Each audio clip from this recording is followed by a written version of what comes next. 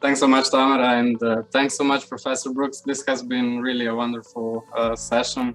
Yeah, my question kind of goes along the lines of distributed digital remote work, right? Because you mentioned lots of it being a consequence of pandemic, of course, but it has been reported before that people that work remotely basically should have lots of autonomy, lots of flexibility. In theory, would be able to craft their work to make it more meaningful, right?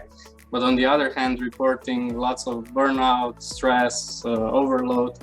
I don't know, just if you have any specifics for that type of work as well. For sure. So there are specifics on how we can design that work for others, and there's specifics on how we can design that work for ourselves.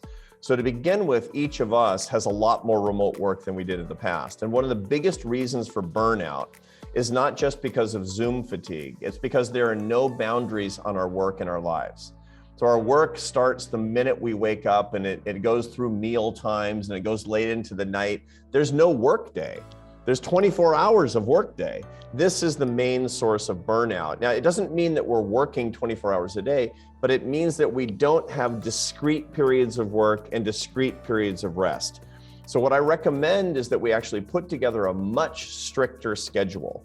Each day, put together your work day and put it in half-hour increments, kind of like when you put together your Outlook on your computer. Live according to a let me put it this way. You know, when we go to a workplace and we work according to the schedule that the workplace imposes on us, that's an endoskeleton. That's the skeleton of our work is actually being imposed on us.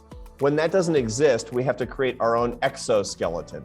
You have to create your own schedule as if you were scheduled in. So you need to put in your half-hour walk to walk your dog, the hour that you're going to exercise. You have to put in your schedule the 45 minutes that you're going to look at Netflix.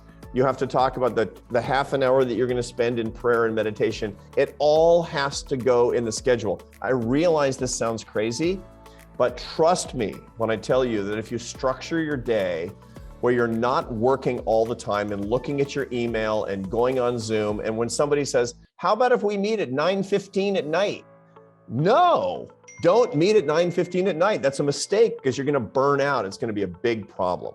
Now, for those of us who are employers, I have employees, don't impose that kind of schedule on people. Don't assume that people are going to answer your email at 10:30 at night or 5 o'clock in the morning just because everybody's working remotely.